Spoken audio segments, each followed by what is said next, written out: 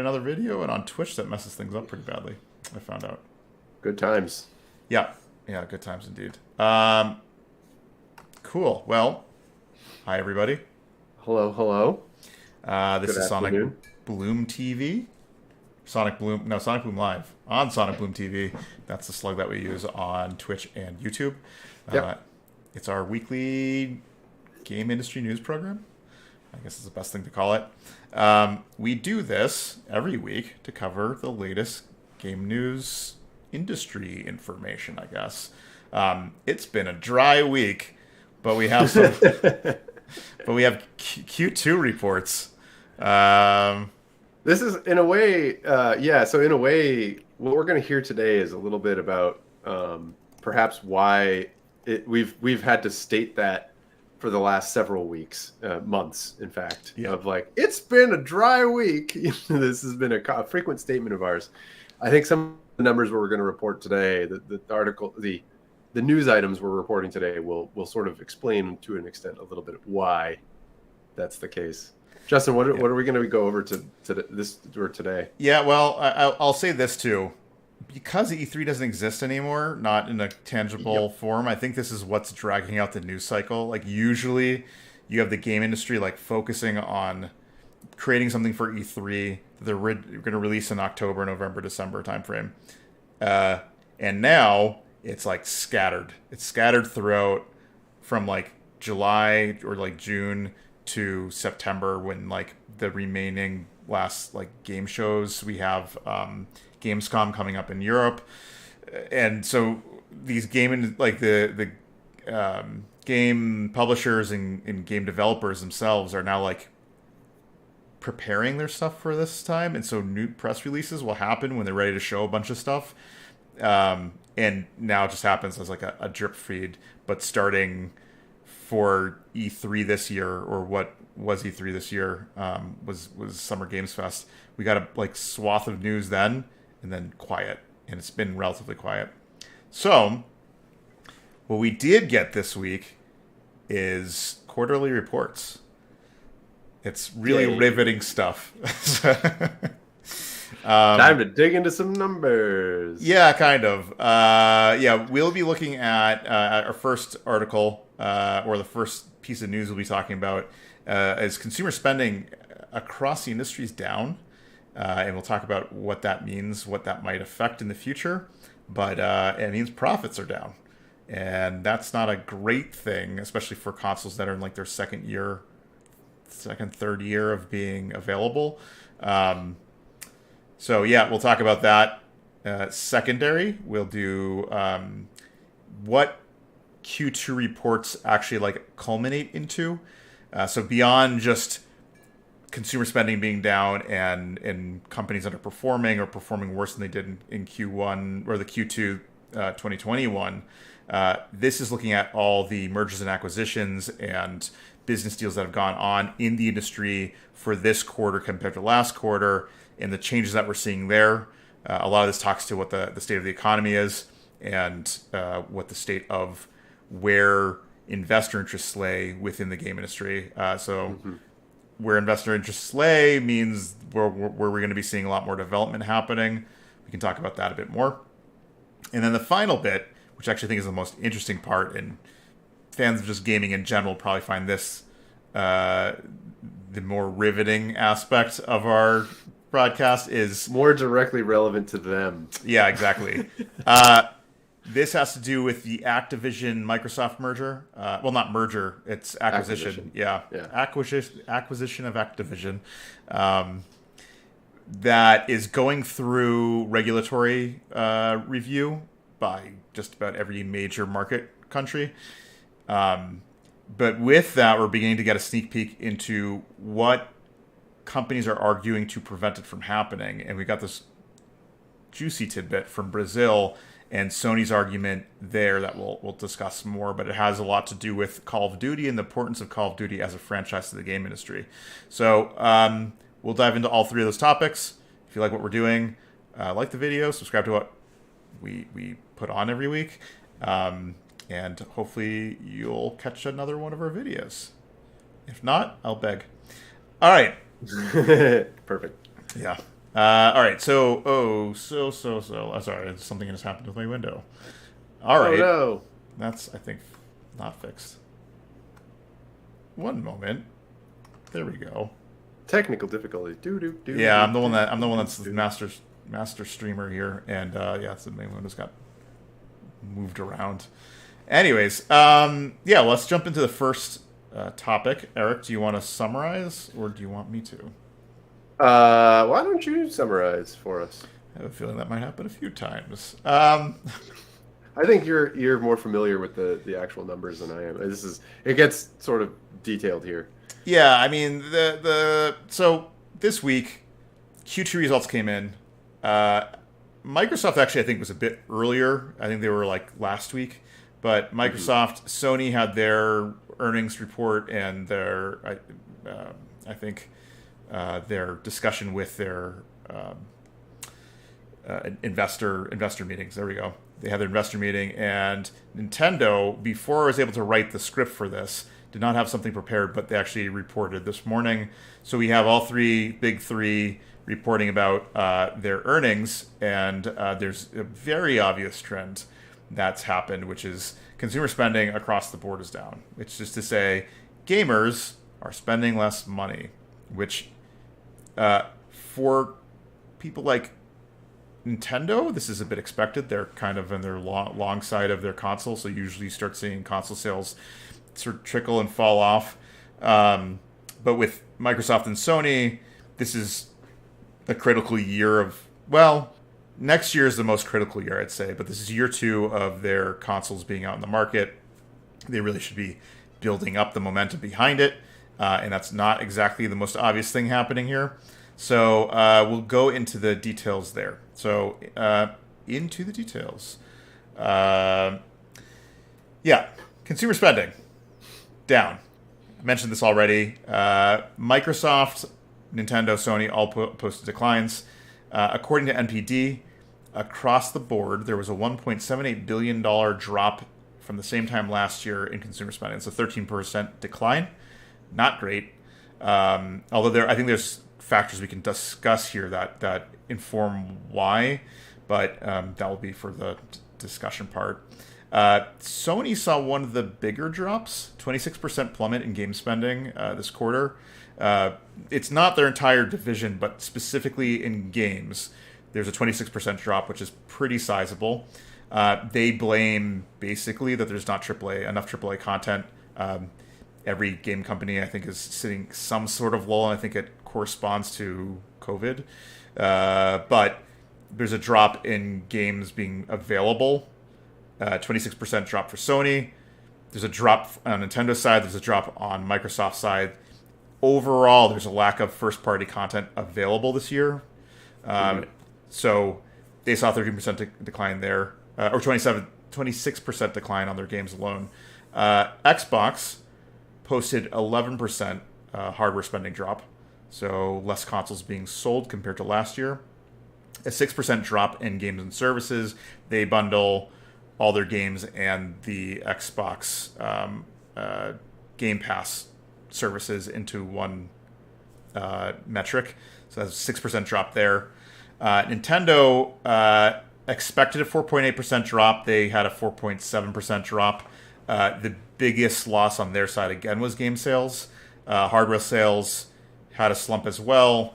But again, these are a bit more expected on their side. The Switch has been out since, what, 2018? When was the Switch released? Now I'm blanking on it, but I think it was a while ago. Yeah, it was a while ago. Hold on. 2017. March 2017. 3rd. Slightly off. Yeah, 2017. So the console's got its age on it. The hardware is not nearly as performant as what's available on the PlayStation and Xbox, right. But it hasn't stopped the flood of games that keep landing on that platform, in large part because I think they're at 111 million consoles sold. I think that's where they're at. A game targeting a console. It's a good bet you have a much broader population on the Yeah. Switch than other consoles at this point. But you generally see a lack of sales happening. Software, maybe not so much. A market like decline in software sales when there's so much content available for Switch owners, and any new Switch owner has a huge library of games to pick up from. That's a little, maybe a bit more alarming, which is probably a telling of where consumer spending confidence is at. So, yeah, that's the state of game spending. Eric, what's your read on this? I think what we're seeing here, there was around this time, 2 years ago, maybe 3 years, or 2022 right now, a year ago and 2 years ago, the reports were very much the reverse, where game industry was absolutely booming and crushing it. Yeah. And that was driven in large part by the fact that games were a way that you could connect with other friends and family, and play together or have social experiences while being home and isolated. Right. I think what we're seeing, and in particular, I think Justin, you talked about this. Q2 is not generally known to be a huge sales quarter for games. Right. Which is the period that we see usually at the end of spring, early summer, which is just like it's a weird month to be having games purchased. Right. There are occasionally a few large titles that will launch, a handful of big titles that will launch around that period, to give you something to do over the summer months. I think God of War, as an example, usually has a spring release in March. And you get a couple big releases in March, but not much in the way in the May, June, July era or range of time. Yeah, I'd say it's actually in a large part because most games skip this area and go, we will push for a winter release because that's where a lot of consumer spending does happen, and we'd rather have games ready for the September, October timeframe than July. Right. And part of it is that historically a lot of games had been purchased by parents for kids. It's a big piece of the market, and around the springtime, people are starting to plan for summer months where they're going to kick the kids out of at least in the northern hemisphere, kick kids out of the house, into summer camps or whatever. There's not going to be school, so it's not like people are playing on the weekends or evenings. They might still be doing that, but again, they're vacations where people are going off. There's lots of the stuff that the industry has learned over the years that even if you release a big splashy title, kids aren't going to be all collected in school talking about it and social, getting that sort of social virality of marketing happening. There's all these aspects to it that the industry says, let's hold, like Justin said, let's hold our releases till the fall, where we might get a big sale as kids get back into, I need a break from school, and also lead into the holiday season. Right. With the last 2 years, we had lockdowns in both 2020 and 2021 around this time. I think 2021, we had another huge wave, at least here in the US, in May, June. I think June was things had been starting to open up, and we had, I think, April, May, we had a bit of a resurgence, and then June, July, there was another one. And so all of these sort of pandemic effects would help keep people saying, you know what, instead of sending my kids to to summer camp or whatever, where they're going to potentially get sick and bring it, the plague home to me, I'm going to just keep them home and hand them a new video game and they can play that. Right. As we suppose, extrapolate what is likely to have happened, and that drove the massive, huge numbers. I think last year we were looking at Q2 sales that had never been. They were breaking records left and right with basically every quarter, but Q2 was a massive one. Do you have any other insight here? No, I mean, I think you like my thoughts. You've struck on a couple times, which largely I think is a story of COVID. like if you look at how consumer spending happened in 2020, 2020 consumer spending went down as everybody got locked in and were like, what are we supposed to do? And then you start seeing a spike, and it aligned as well with stimulus checks. Stimulus checks were a way to stimulate local economies, and as a result, people who were able to hold on to jobs because they could do remote work or whatever else suddenly had an extra 1,000, 2,000, if not more, dollars in their pocket to spend. Which, if you're following inflation, this is part of one of the many factors that we're seeing inflation. And so, consumer spending goes up. There's a demand on things, and things like digital purchases, video games, things that allow you to escape while you're stuck inside, saw a huge, huge, huge bump. And in 2020 and 2021, game spending was outperforming all expectations. The Switch, which was expected to see a decline in sales, suddenly reversed that strongly, in games like Animal Crossing, which I think was released the year before, is now at what, like, I think it's like 25 million sales. It's one of the best performing Switch games. I think it's the second highest performing Switch game. After it's weird. Mario Kart 8, right? After Mario Kart 8, which was bundled with a heck of a lot of consoles. So so it's not exactly a fair comparison. Fair. Their Animal Crossing for the Switch, New Horizons, is currently sitting at 37.62 million copies. Yeah. It's the second highest selling Switch game. Yeah. Next to Mario Kart 8, which was bundled, as was Animal Crossing, but it had a limited bundling. Whereas Mario Kart 8, I think, has been bundled with the Switch for like years now. Especially around the holidays. So we see that, and now that inflation has happened, and we're not seeing any more incentive checks, and the cost of everything has gone up because manufacturing is down on things that require teams to build them or just labor. Now everybody's beginning to buckle up their shoes and be like, maybe that video game that I'd like to get isn't the most important thing right now, instead of putting extra food on the table. Yeah, all the more expensive, milk, eggs, and cheese. Yeah. What is it? Maslow's hierarchy of needs. Video game is not one of those. So, but some might argue that it is for them, but not for us. Yeah, I think the average person can probably get by just fine without video games. Yeah, so I don't know. I feel like the numbers are probably closer to, well, certainly for the Switch, closer to in line to what should have been had we not seen two wild years before it. PlayStation, Xbox, it is so hard to tell because they are hitting the restrictions of, well, PlayStation especially is hitting the restrictions of manufacturing constraints. Like, they cannot keep up with the manufacturing demands, and they couldn't have anticipated that they would have such a draw on components to prevent them from manufacturing the consoles they want to. Xbox is a little bit different, where at least on the services side, people should still be able to play Xbox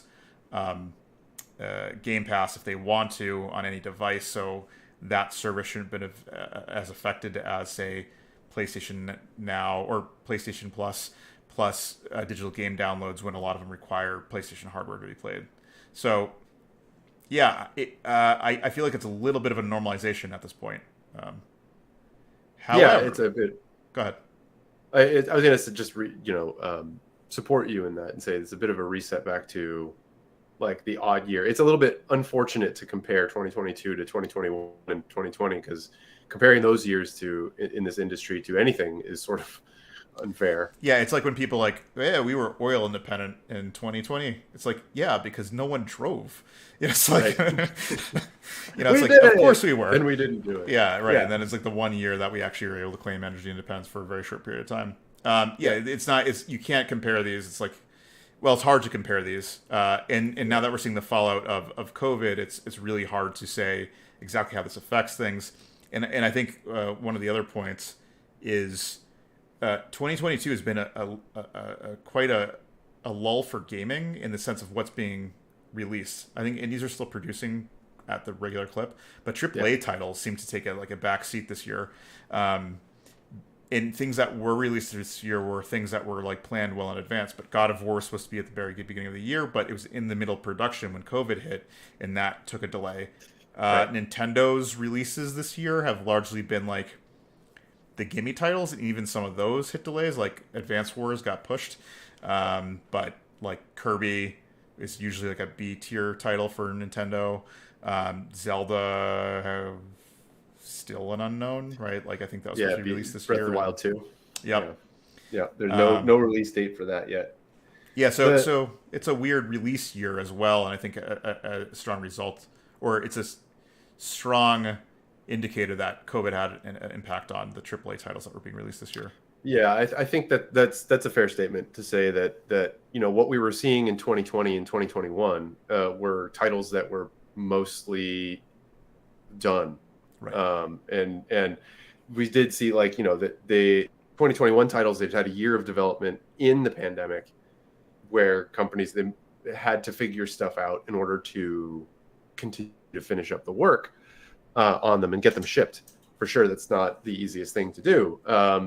But any new titles that would have started and going into production, there was definitely a delay for that, a several month window where people probably were putting a halt on any new production, saying, "Hey, we don't know what's going to go on. We don't know how to start this. It's going to take a little while." No one had any idea how this was going to affect. I mean, people could have assumed that. I think most people did assume that the game industry would do okay with extended lockdowns. But at the same time, the working culture, like that's for the consumer side. For the developer side, that's a much harder piece of the equation to keep in mind. Like, as much as incentives as there would be there to say, like, there's going to be a ton more people buying a ton more hardware to play these games. Like, you have a much bigger audience, go for it, like build. You have to still figure out, navigate how to do the remote work. I mean, any game that was transitioning from like a prototype to like some sort of alpha or even alpha to beta during 2021 and 2020, I assume that timeline got dragged long, and I think that's it's probably the story of God of War, which would have probably been going into beta or like late alpha at the time pandemic hit. So now you have like a game that's almost done mechanically that needs to go into like completion, where it's your artists, your QA, your story design, and all that stuff, which requires a ton of coordination. Is suddenly going like, we have to do this remotely now. How do we complete a game on the timelines that we said? And I think you're seeing the result of that. Yeah. So hopefully 2022 will just be an odd duck year, a lame duck year, and we'll see a rise of more of the AAA titles, which are also, to be fair, there are just less of them in general now. They're so darn expensive to make. There is that as a factor, but that aside, hopefully 2023 will bring back the big titles. I think we're scheduled to still get a couple this fall for the holiday season. Yeah, we have Starfield is the big one. Did that just get bounced to 2023 though? I didn't think so, unless I missed an article. I think Starfield is still like a November launch. Release date June 2023 now. Oh, yeah. So, yep. Or maybe I knew that. I can't remember now. Yeah, I don't. I think that we might have covered that. I mean, this is the story of so many AAA games, which were like they were supposed to have releases. I mean, we still don't know we got the release date of God of War, but especially a game like Starfield, had it released this year, I've been like, ooh, a Bethesda game, like how buggy is this going to be? And they probably realized it's going to be really buggy. And seeing what we saw with like Cyberpunk, maybe just hold it back a year. Like, people are going to give us flack for delaying, and Microsoft flack for not having any studio releases this year. But a much worse scenario would have been release something with the sort of bugs you see in 2077 and then get like roasted for it. Yeah, especially since it's like a major exclusive for Microsoft and Game Pass, part of one of their big purchases from last year. Right, and if that followed the same story as Cyberpunk, it would be really, really unfortunate for them. I not to say that Cyberpunk wasn't profitable for CD Projekt Red. I actually am not sure I know the answer to that, whether it was or wasn't. I think by this point it probably was. It depends because, ugh, sorry, yawning. Um, Yeah. I think it depends on how many of their sales were done initially. Like they Yeah. continue to sell, but they're selling at Mhm. $20 like a copy, opposed to the 50, 60, $70 you'd be expecting to Right. sell for a brand new title. And they had to drop. I think I bought Cyberpunk for $15 like the summer after it was released, and that's pretty miserable for them. Right. Right. So yeah, I'm not sure how profitable it was. I think they had to temper their expectations that it was probably going to be like a game that was going to pull in like $1 billion for them, and it turned into a game that would probably profit in the hundreds of millions opposed to billions. Right. And it is an established. They were establishing a new IP. It's possible that the sequel will address all those issues and build on something amazing. Yeah. And that happened with The Witcher, right? And not to say that The Witcher 1 was a broken game, or had a ton of bugs or something like that. But that Witcher 1 released and was generally, critics enjoyed it. It didn't do terribly well in sales. Then Witcher 2 did better, and Witcher 3 exploded. Yes. And Right. give them the confidence that they could do something like 2077, make a Right. lot of money. I imagine that production for 2077 was a lot. So they Yeah, probably yeah. did have to Yeah. recoup an awful lot of costs. But I mean, the team's out of Poland, so the ongoing development costs are probably A little bit cheaper than the US. like a 2/3 of what they are in the US. But yeah, Still a lot of money. I mean, the question is, who are the investors for that? We don't know anything about like who are the people no. backing the company, but yeah. All right. Do you want to move on to the next topic? Do you want to summarize? Uh, No. maybe the I give valuable notes on these things, Eric. you do, and I could read the valuable notes, I guess. Here's the thing: the gaming business itself it continues, and it was year over year between this year and last year. The gaming industry had a little bit of a what's the word that shrank a little bit in terms of deal flow. So what I mean by that is the amount of money that changed hands on the investment side, on the purchasing side, on the IPO side. There's some really interesting stuff that happened in this time. Like 2021, just to start out, was a crazy year for the industry with Mergers and acquisitions. Yeah. Right. Being companies, major, massive companies being bought out or deals being struck. And we've covered a whole bunch of those here because they do have rippling effects for, what games show up where, when, what types of games are made, and, all that other stuff. In this case, let's cover some of the details. Mm-hmm. The broader game industry saw a 37% increase in mergers and acquisitions compared to the same time last year. That's a total number of deals. The value of mergers and acquisitions was up 18.6 billion from the same time last year, but only from a few key deals. Yeah. Hold on, give me one moment. You want me to go through those? Yeah, why don't you go through it, because I'm going to Yeah. check on something. But go Yeah, ahead. it's because these are all very number driven. So the total Yes. value of M&As, mergers and acquisitions, was up 18.6 billion from the same time last year. It's a 135% increase from the quarter before. And according to DDM Games Investment Review, the volume of M&A activities was the third highest ever recorded for any quarter, and the highest for the second quarter reports. So again, Q2 tends to be a slow quarter. You don't usually see deals finishing up now. You see them at the beginning of the first quarter or towards the end of the last quarter. And again, as Eric was saying, in 2021, mergers acquisitions during that period last year and the year before were strange. Like the volume was down, the value of them were high, but a lot of them wrapped up in Q1 or wrapped up in different quarters than Q2. Actually, I think some of these things are the numbers are a little bit different from uh, the numbers were transcribed a little bit wonky. The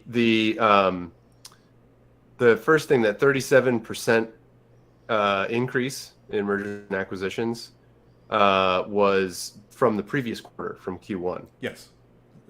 Right. Yeah. Not year over year. Right. Yeah. It was not year over year. So not Q2 to Q2. No, but it's the same time last year, which would be Q1 to Q1 and Q2 to Q2. Yeah.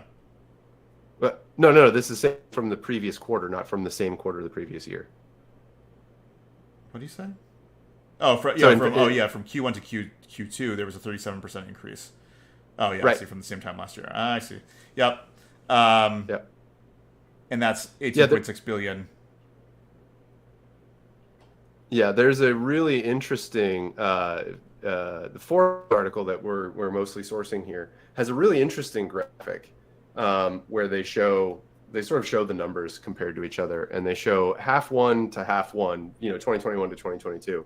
And what they're looking at is in 2022, there were 307 deals. Sorry, 2021, 307 deals done that brought in a total of $25.5 billion. There were 460 deals done in the first half of 2022. So that's an increase of, that might be that 37%, which is super weird because the way that it's written and the way that it... Yeah, because if you look at the different metrics too, right? You look at volume versus value versus...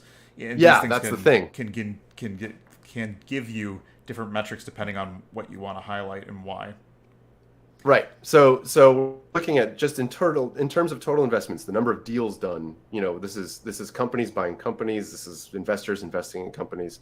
We're looking at 307 deals in 2021, 460 in 2022. So that's a huge increase. However, the amount of money that went in 2021 was $25.5 billion. And the number of money that went in the first half of 2022 is $8.3 billion. Right. So you had more deals, less money being traded around. Way less money. Yeah, much, much smaller bets happening in 2022. Yeah. Yeah, and then the total M&A transactions, just go quickly through these because they're just quick to call out. Yeah, looking at the table. In the first half of 2021, we had $28.5 billion in deals done with the mergers and acquisitions. In the first half of 2022, it went down from 28.5 to 26.5. The number of deals remained roughly the same in this case. 146 in the first half of 2021 versus 143 in the first half of 2022. So again, we're seeing a value drop here. 3 deals at the range there is nothing. That does not really make up for $2 billion difference given the ratios. And then we have the number of IPOs. Now IPOs are a funny one because they're all about the stock market and companies when it makes sense to go live and all that other stuff. There were 16 IPOs in the games industry, in the first half of 2021, and then there were 6 in the first half of 2022. Right. However, the amount of money that these public offerings made on the public stock markets is ridiculously different. In 2021, there were $84.4 billion. That's okay, great. So people made a lot of money in the stock market. In 2022, again, this is 6 IPOs, $200 million, $0.2 billion. Right. That is a drop of 99.8%. The companies that went IPO were much, much bigger and much, much more valuable, or at least in future looking, were much more more sought after, I guess is the best way to put it.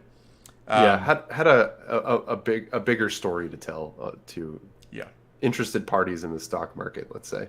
Yeah, so like cutting straight through this, the main takeaways are that mergers and acquisitions this time last year down, the volume down, IPOs more, but the value of those IPOs were less. This year, less IPOs by volume, more M&As by volume, but the it sort of switches around where the IPOs are worth a heck of a lot more for less, and the M&As are worth a lot less for a lot more in volume, which is it's a weird indicator of what's going on in the industry, especially when it comes to investors and where investors are putting their money. It's weird to see so many small deals happening, but less money traded hands for those deals. Yeah, yeah. The big thing on those total investments there, the fact that we had an increase year over year here on the first half numbers of like over a third of the number of deals done. But like actually, yeah, just about exactly one. It increased by 33%, but the total amount of money dropped to 33%. Yeah. Or so, right? Like that is wild. Because people are making bets, but they're making much smaller bets. Right. It says investors are going, we'll invest money, but there's less of this. I'm going to put 10 million, or I'm going to buy a company that's worth 10 billion or whatever it is. Right. So investors are putting less money in, more bets, smaller amounts, probably to diversify their portfolio and be less risky with their investment dollars.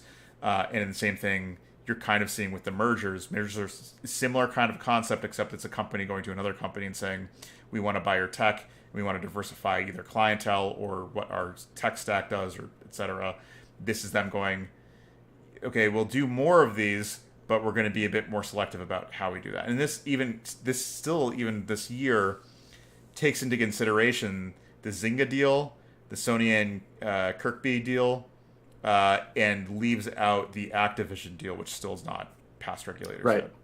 Right. Yeah, that we expect will be included in whatever 2023 numbers are when Microsoft expects it to be past regulation. If. Right. Yeah. If. And we'll talk about that a little bit. Yeah, we keep segueing in quite nicely. So beyond the obvious. Yeah. Does this tell you anything about where the industry is going? How it's going? I think maybe more on the how. It's where it's going is a little bit tough to say at the moment. I think for me, more of what this talks about is how the game industry is also not immune to effects of the broader economic downturn that we're seeing. Sales, as we saw in the previous segment that we did, that previous news item, are still good. Like, I'm not sure we mentioned this, but the total numbers that we were seeing for this previous Q2 were still higher than pre-pandemic. Yeah. So it's not like we're doing terribly. It's just that the previous 2 years were so outrageously good that it's hard to keep that going. But we're still doing very well. The games industry is still making lots of money. People are buying games. People are buying hardware. It's just not, there's a little bit of a cool down for the excitement of the brand new consoles. Those are a little bit more commonplace nowadays. More people have them, and all that. But those are all factors into this.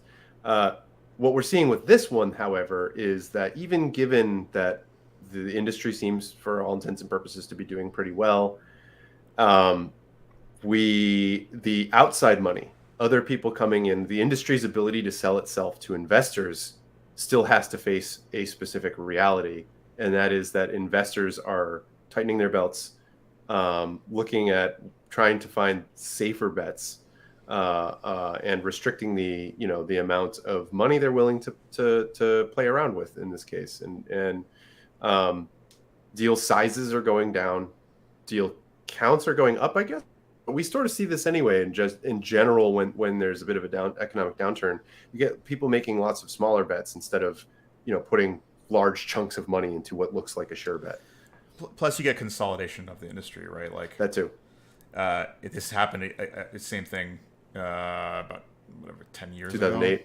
Yeah, 2008, I think, was around the same time that, again, marked a big economic downturn. It's smarter to consolidate. You can take successful titles that have already proven to be successful that might be small enough and say, we're willing to throw out this money for that because we know we can get a surefire return on investment. but you see less of we'll throw big dollars at like buying Twitch, because it's not clear that Twitch can actually make you back your money. It could the gambles on things like Twitch, or like, for instance, like Microsoft's bet on making a Twitch competitor. Those things get thrown out the windows. Like, that's not actually a surefire return on your money. But buying Bethesda for whatever it was, 67 billion. Oh no, that was Activision Blizzard. 68 billion was Activision Blizzard. But yeah, I mean, even taking that for example, right? Like, well, it's not actually a good example now. It's actually a bit of a difficult example. But in the case of Bethesda, 7.5 billion for Bethesda. Buying Bethesda for 7.5 billion, in the performance of their titles and how much they make on each of those titles, plus the potential of turning any one of those titles into a more persistent game, is not a dumb bet. It's like, okay, it may be a high price to buy it now, but we do believe that this team knows how to create games that have this sort of stickiness that can keep people around. And it's just maybe if they had more money to develop what they were doing, or weren't on difficult timelines, maybe they produce something that can be competitive with, I don't know, a Fortnite. If your IP has a huge following too, like that's very helpful. Yeah. Right. That's why Disney bought Marvel and it bought Star Wars. And it has been able to turn those things into huge money makers, profit centers for them. So my only concern right now is that due to money becoming more expensive, and by that I mean the interest rates are higher on them, so money costs more to put in something, and you lose more money having money out before it turns into something than it would be if you could put it in something like the stock market, which turns around investment on $1. So it's like, if I could take $1 and spend it now, that dollar cost me $1.7 for every year, or like whatever it is, whatever the interest rate is on it, not 1.7 but 1.07. Like, what are we at, 7% interest rate? Last I knew, I thought yes, I want 7.75 maybe. Current US interest rate 2.25. It went up by 0.75. That's 0.75. Okay, yeah. Yeah. So it's at 2.25. Yeah. So went up by, or is at current? Currently 2.25. That's still lower than I thought it was. Anyways, it also depends on what a bank will loan it to you. But a dollar is worth, in a given year, will cost, or not cost, but like you spend $1, that dollar that you spent today in a year will be 1.0225. And that same dollar, say, put in a stock market without spending it, given the average performance of the stock market is like 7%, would be worth $1.07. So like that, yeah, if you put that into what are those things, the funds called? But also we're seeing huge downturn in the market right now, so that's sort of, but even on like a broader trend, right? Broader trend line. Sure. 10-15 years, yeah. Right. Yeah. So you're going, if I'm going to buy this company, it's like a 10-year investment where I think I'm going to be able to see my money back. I'm going to spend $7 billion on Bethesda. There's no way I'm getting $7 billion on return in the first year. It might be 5 years from now. And so this is how they have to think about their money, and this is how they're being counters think about money. The bigger concern would be is that what kind of risks are game developers looking to make as they build a new title? Like, how do they ensure that title is going to make money back? We've seen the approach of a lot of companies going like, we're going to do NFTs, or we're going to, like in the case of Blizzard, we're going to be putting in like insidious mechanics that are almost punitive in some ways. These are the ways that you can make money back. I think during the Riccatello years at EA, it was, well, let's put like loot machines, like slot machine systems in all of our games that make it so that the games that you think you're going to get, we only give you 80% of it, and 20% of the stuff that's available to you has to be purchased with additional dollars, but that gives us a steady revenue stream. These are ways of looking at the free-to-play models where you can play the game for free, but anything you want to do in the game, be it mechanically or even aesthetically, may cost you additional money. These are all things that like are models that are being proven out. Some of them are successful, some of them aren't so successful. Um, but single player games tend not to be the most stable gamble. That's the biggest issue, right? Is single player games, which everybody loves, are difficult because if it does not perform, it's on the direct sales and or DLC that comes afterwards. And if the game's not popular, your DLC sales won't be high, and it's a much bigger gamble for them. So my biggest concern would be that there's a overall rejection of single player games in the long term. We're actually seeing this already with Sony, and what we've been enjoying as like the past like 4 to 8 years of having some really solid single player experiences coming out may turn tail in the next couple of years, where we see less single player games and more massive online games or games that are multiplayer that have stickiness to it that they can monetize with slot machine systems. That'd be my biggest concern. Yeah. The slot machine mechanics thing, it's a weird space because Blizzard is taking a lot of negative PR for Diablo Immortal. Yeah. And the thing about that is that they're also making money hand over fist on that. To an extent, right. It's sort of like, yeah, okay, we can we stomach the angry posts about people saying like Diablo Immortal is proving that it's a pay to win game. Right. And when you're raking in however much money per day that they are, it's like, well, yeah, I think we can. But in the same token, we also had, like, what was it, $150 million game, which was Marvel's The Avengers. Yeah. Which straddled somewhere between like a single player game that was not fully baked in a multiplayer, or like a multiplayer grinding game that also wasn't fully baked, and that was a bad gamble. Like they might have made their money back at this point, and I'm sure they have because there are people that enjoy playing that game. But the initial reception of that game was pretty bad, and you can't really launch a game like that with bad reception.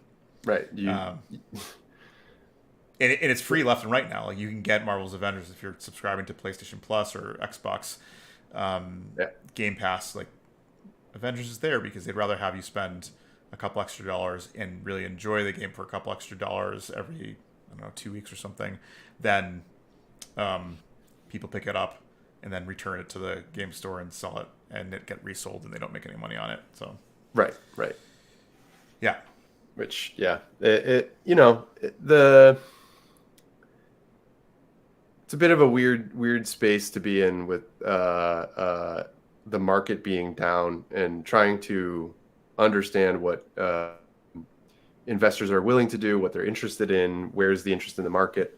And one thing we didn't cover here is that these deal flows that we've been talking about do include a little bit of the and to my mind a little bit, unfortunately, because it's sort of two different veins, but some of the money from the Web3 blockchain play to earn space, some of that money is made into these 2021 and 2022 numbers because they're considered games. And it's hard to, like, we don't have the details to be able to separate what those look like, with traditional games versus this new thing that people are trying to do.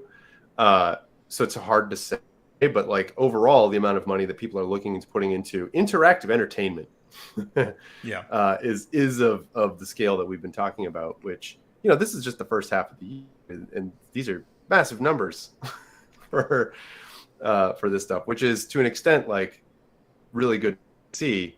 That the industry is still getting deals done, even with a down market, with people heading back to work, heading back to socialize outside of the house, and theoretically spending less time playing games.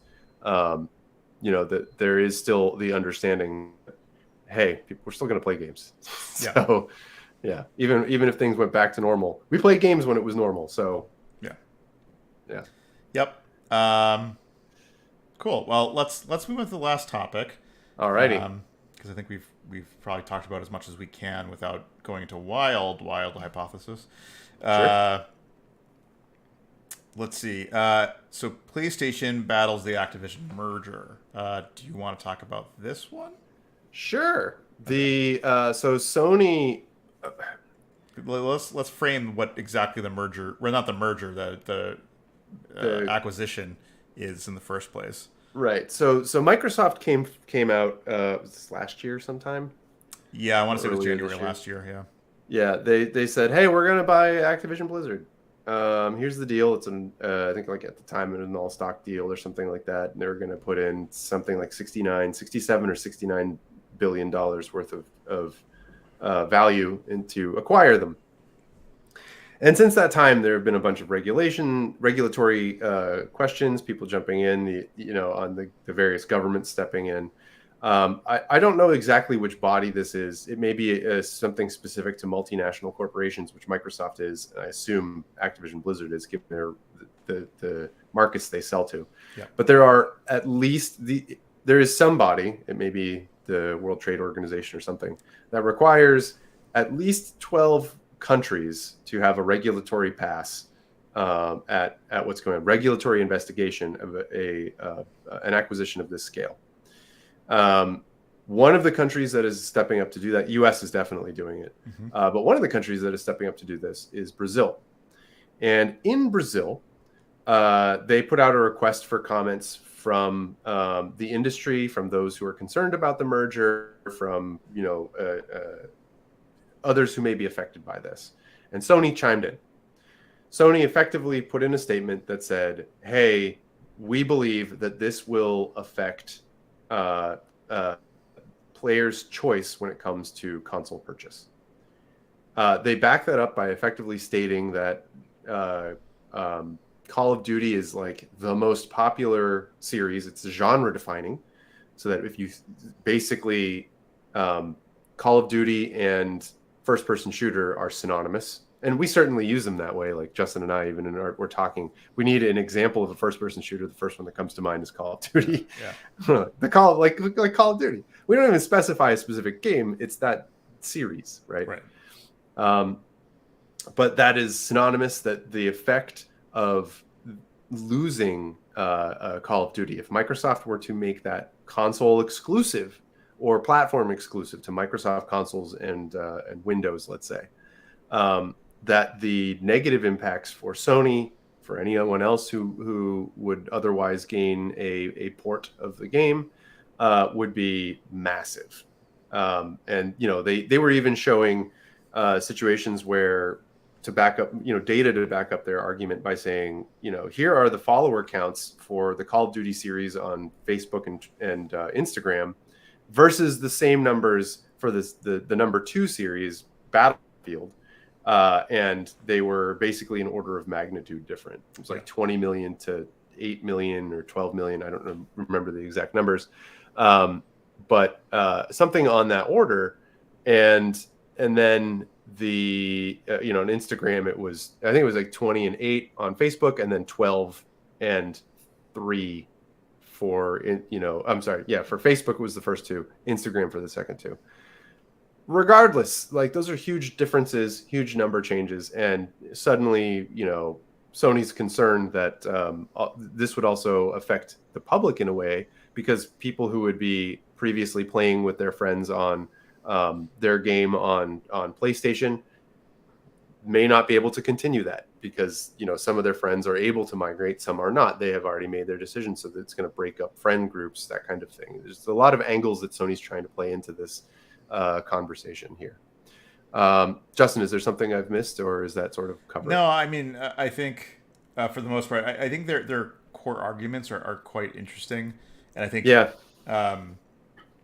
Sony's argument is that, well, there's a couple points about the argument, which is that the strength of this franchise is so strong that if it becomes party or platform exclusive, it is anti-competitive in and of itself. Like this property is too strong to have it only on one platform. The points that I was going to bring up is Microsoft has stated that they have to honor the agreements that are already in place between Sony and Activision. Uh, Possibly Nintendo and Activision, that kind of thing. yeah, exactly. Like any outstanding agreements they have to be honored. So Google. we know that Sony has agreements for the Call of Duty franchise specifically. Basically, when a Call of Duty game comes out, it's only shown with the PS5 logo or PS4 logo or whatever they're doing at the time, Hmm. and not the Xbox logo. They're at the presser events.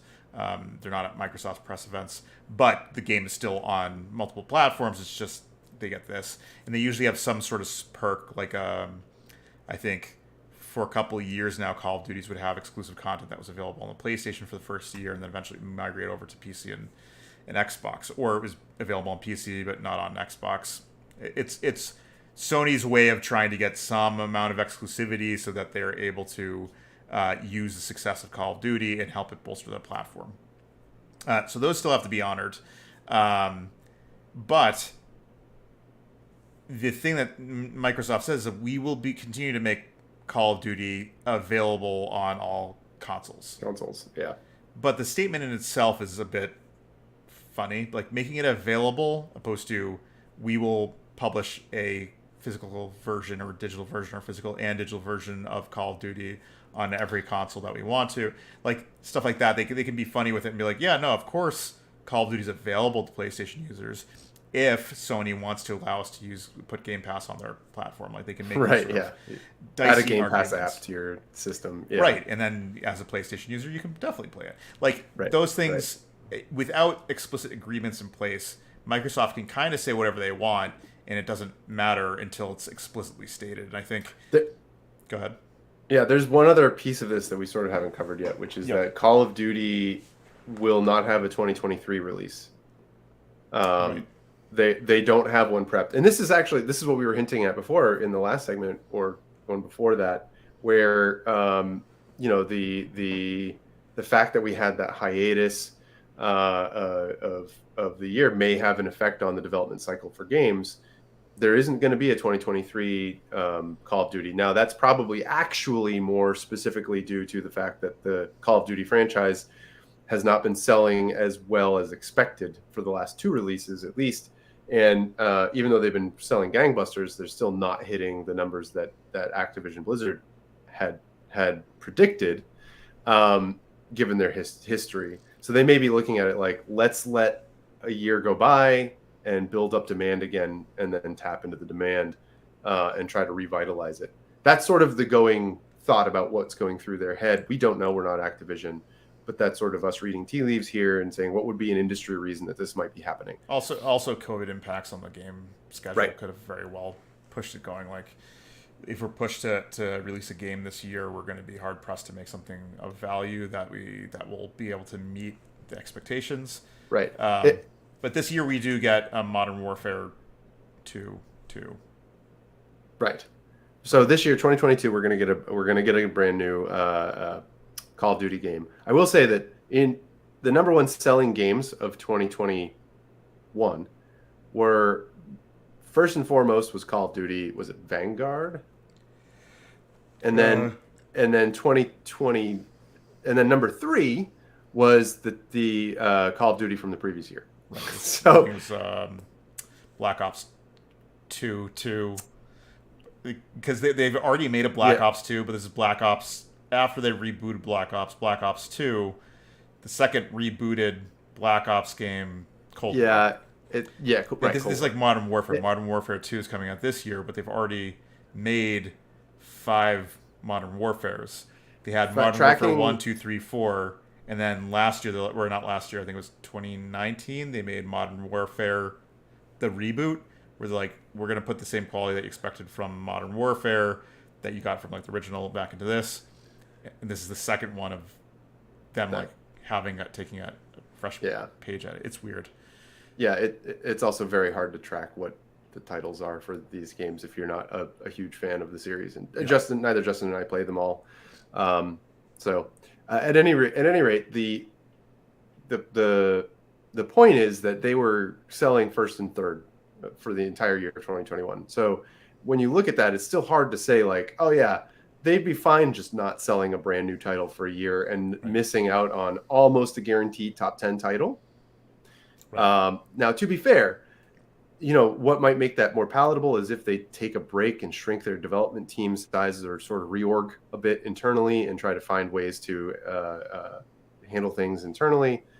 The amount of time it takes to develop a Call of Duty tier title, a game in that series, is between 3 to 5 years of development time and hundreds of millions of dollars. Right. So like there's a lot of, I mean, it's thousands of developers, something like a 1,500 person developers and their worldwide studios that contribute to a Call of Duty game. Yeah. Yeah, crazy. It's like 1,200 to 1,500 people on just the development team. That doesn't include the other 1,200 to 1,500 people involved with distribution and marketing and sales and all that other stuff. It's just the development of the worldwide studios who contribute assets and gameplay systems and QA testing, etc. Yeah, they're monumental projects. And we're not going to see one in 2023. And that has this sort of question. I don't know if there's one that's announced for 2024 yet. So there's sort of a question of like, I don't think they usually, there's not a, there's a Call of Duty, basically it's expected to be a perennial title. Right. This is the first year in a long time that they're like, actually, it's not. We need to take a step back. They still have Call of Duty Warzone, that is online game. For online. That people still play around. Play around in during this time, but it's not like a standalone title like Call of Duty Black Ops and those games are like. Apparently people don't even really play the single player missions that much. There's actually statistics on how much people actually complete those single player campaigns. I think my understanding, I saw a graph about that recently, and I should look it up before I just say something, but it was less than the people who play online for sure. But it was actually a surprising number it surprised me how many there were. Single player campaign. So besides all that, Sony makes another valid point, which is if say Microsoft says yes, we'll make the game available, we'll make physical copies or physical digital copies available on all platforms, but service wise, we won't allow PlayStation Now to have a copy of any of the new Call of Duty games, and it's exclusive to Game Pass. What was kind of a startling figure, which we've not had a good sense for until now, is that Game Pass already dominates 60 to 70% of global game services on consoles. So the PlayStation Plus and PlayStation Now isn't even carrying half of that. They said on PC, which PlayStation Now and PlayStation Plus is not really a service on PC, even though it kind of is. It's 70-80% of PC services. So Game Pass compared to GeForce Now and compared to Google's cloud gaming service and Amazon's cloud gaming service, they 70 to 80% of all services for gaming on PC. So the Game Pass platform is massive, and securing something like this will, make it very difficult for someone else to come in and make a competitive platform like we kind of see between, say, Netflix and HBO Max or Netflix and Hulu. Right. I think honestly that's the most compelling story here, because Sony's opening statement of this will affect people's ability or choice of console is sort of lame duck to me. That is like, Sony, that is the exact reason that you do console exclusives. you buy companies like Bungie and have all these other studios to make console exclusives for that exact reason. Right. It's sort of like, put your foot in your own mouth here, buddy. Like, what are you? What? But I think they can separate themselves to some degree in saying that. And this sort of gets blown out of the water when, if they buy, say, Kojima Productions in some future world where they say, oh, actually, Metal Gear, which for the past couple versions is now a console exclusive. That's where they're shooting themselves in the foot. But Sony at least has a place to argue where they don't really take games that have been cross-platform and then make them platform specific. A lot of their console specific IPs are wholly grown IPs that they've created. Yeah, yes, that's true. And even some of those they actually do release as well on Windows. Yeah, and they're clearly supporting PC releases now more enthusiastically than they have in the past. It might take them a couple of years, but they get there. Yeah. Real quick update on I found a graph that shows the chart, the trophy. This was gleaned from trophy information. I think that's how they usually track it. It was like how many players or how many sales of copies and how many players actually get the achievement to complete the game. Right. And so they have begin single player, like the camp, they get the trophy for finishing the first mission, and then the one for finishing the final mission. It seems to hover around, so anywhere between 35 and 60% of players of Call of Duty games. Most recently, around 50% actually played through the first mission, but it drops significantly by about half or more to 25 to 30% of players actually finish the title. The campaign. Yeah. Yeah. I wonder how that actually compares to like games with the most campaign completion. Right. I mean that to me, I mean, to be fair, that the campaigns tend to be somewhere between 5.5 and 6 hours long. So they're not super long, like drawn out titles like, some RPGs, or even, if you're a completionist and you try to do something like myself and try to play through, the open world style games like Ghost of Tsushima or Horizon games. Like those, yeah, those can probably be completed in 25 to 40 hours in that range. It takes me way longer because I try to do all the quests. Like I'd be curious as to compare it to say something like Assassin's Creed, which has generally been a perennial game as well. It's like, well, how many people start the game and actually finish complete the final mission? Not like 100% it, but complete the final mission. Yeah. No, 100% are very rare. Yeah, they're actually. I rarely ever do that in any game at this point. Yeah, the developers are incentivized to put out to get a platinum trophy in place. A lot of that is just like to track the completion of those things. Sony has difficulty tiers. Like this is. I think you will literally get turned down in a TRC, which is like the I'm liking what those actually stand for now, but technical requirement certification, something like that. Yeah. They're requirements that you have to meet from the platform holders, Microsoft or Sony, in order to have a game published on their platform. And I swear one of them is like, you will fail certification, the process of being certified, if your platinum tier trophy unlock is too easy to get. Like you have to have, like, some games just don't have platinum trophies, I think, because of that reason. These are usually shorter, small, like indie games, but yeah. I think like we kind of answered the questions that we went over. Like, does Sony's argument have merit? I think it kind of does. I think it's probably one of the more compelling arguments that they've made about that could get regulators to think twice about whether or not Microsoft is allowed to go through with this. I think the only one to me that hits there is the one about the last one you made. I'm blanking on the details of it. It's the percentage of services, or the percent of service stake that Game Pass holds, which is like 60%, 70% of. Oh yeah. Consoles. That it would. It's not that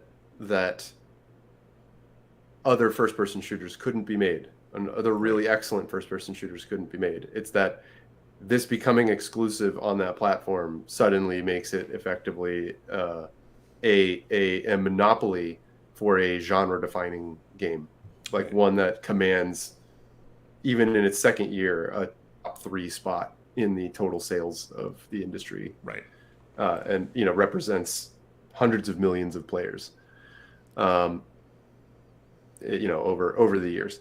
So that to me is like the one thing where it's like, I can kind of, I see that. to an extent, I think Microsoft would be dumb to. I mean, we've talked about this before when the Yeah. acquisition first happened, right? Like Not just the this. It's like also things like Skyrim. right, exactly. Yeah. Like these games sold as many as they did because they were multi-platform, because they could reach all of the players in that Sony and Microsoft had combined, and PC, and at least eventually Nintendo platforms, Yeah. and the ability. If you're restricting it to invite people to your platform and it becomes a platform seller, you just have to understand that, like, okay, well, we're going to cut down our total addressable market. The total number of people who could theoretically buy this is Right. going to Like be it's like part of the significantly reason less. why Call of Duty's or like Activision's worth $68 billion Exactly. is Yeah. because whatever Call of Duty sells 12 million copies on the PlayStation, and Yeah. that's not an insignificant amount of money per release that is made on those consoles. So it's like I still want to say, and like I can't be proven right at this point in time, but for games like Call of Duty, for games like Skyrim, console exclusivity does not actually seem like a great move by Microsoft. Like allowing it to be Yeah. multi-platform in No. physical or maybe physical and digital or some form of that makes financial sense for them to continue doing it. Sure. Making it cross services, Game Pass and PlayStation, that might be something that I don't like. They're buying these things specifically to bolster the Their success of services. their streaming service. Right. And Sony's service is brand new. It wasn't even a thing when they were bought when they bought it. So that didn't factor into their initial calculations of, can we make our money back on this purchase? Yeah. And you don't do that by saying, I'm going to buy this and then neuter the main revenue source for Yeah. the product you're buying. Like that seems to be ridiculous. Like we're gonna buy this. It's a global massive seller that sells hundreds of millions of copies every year. But we're going to reduce its total market size to about a third of what it would be and expect somehow that Yeah. we're going to make back. Like those financial projections, if they suddenly said PlayStation's out, you're like, okay, well, we're going to have to cut our expectations down significantly as well. Right. So, Yeah, on a business side, it's I find it hard to believe that Microsoft, with its hundreds of financial people going, yeah, I'll buy $69 billion worth of a company, right, and then like not recoup those costs. Not right. like it was recoup in 10 years. Now recoup it in 20. I Uh, yeah, I don't see that happening. I see maybe like timed exclusivity. I see that I could see them going Skyrim next yeah, yeah, is PlayStation is Xbox only, but we'll put out a PlayStation 6 months from now or a year from now, and so PlayStation users can enjoy it because we know we have a loyal fan base on PlayStation players as well. But it's only available on Game Pass as on the for services. on services, and then that's what I could see Microsoft genuinely taking that. So there may be real merit to Phil Spencer claiming that no, Call of Duty is going to remain on multiple consoles in the same way that like Sony, who just bought Bungie, is like no, like Yeah, Destiny is going to stay multi-platform. There's no reason for us to take Destiny off of Xbox. right, right. But And that's Bungie's next game is going to be PlayStation only. right. And that, to an extent, there's that kind of conversation where Microsoft is thinking long term with Game Pass. And what could be happening is they're like, look, as long as there's consoles, we'll put them out on all the consoles. But like you said, it's going to be service exclusive to Game Pass. Yeah. And at that point, when the consoles, eventually they could say, we're just not going to make any. Once enough people in Microsoft's camp have shifted to becoming Game Pass subscribers, then they can say, okay, we have enough, we will make enough money on having this in like the exclusivity and not making the sales in the game media sales that we normally would. We just do it all in subscriptions. That's going to be enough for us to float the scale of this beast and will hopefully drive more subscription purchases, as no one will be able to buy it outside of this at that point. Yeah. That's going to be a few years out at least. And that does provide Sony with an opportunity to come up with some sort of strategy to handle that, because it does change the expectations. It does change the scale of what's possible for the studios. If that's your strategy, we're still early on the subscription market phase for figuring out like what is the overall revenue coming in for Game Pass. How is that money being distributed to the different game studios where there's play happening on a game in that service? There's still sort of early days figuring out and playing with what is the business model for this. How is money is being passed through today, but it's still sort of flexible and has not been through years of trial and error to find the model that's right. And I think that's where we're at. And it's interesting to see that this may be a situation where one day Microsoft may say, now is the time, and just make it Microsoft platform exclusive. And then to what we were saying before, it's possible that Microsoft has said, Sony, at this point, if you want it, just let us have an app in PlayStation. I mean, yeah, right. And it's also possible regulators step in and go, yeah, the deal can go through, but Call of Duty has to remain. Actually, part of the terms of the deal is that Call of Duty for X many amount of years or indefinitely cannot be a console exclusive, which are all possibilities. We've seen that happen in other mergers or acquisitions where even in like region specific, you're like, you see regions where a game is released on cross-platform, but it's not in like the U.S. And it's like, yeah, because part of the regulatory body said you can't do this. So it's very possible we see that as a result. But we'll see. Time will tell. Time will tell. All right. I think that's it for this week. Thanks, everybody, for checking out Sonic Boom Live. Again, if you like this content, you can like and subscribe. It helps us out. And hopefully we'll see you next week, every Thursday at 6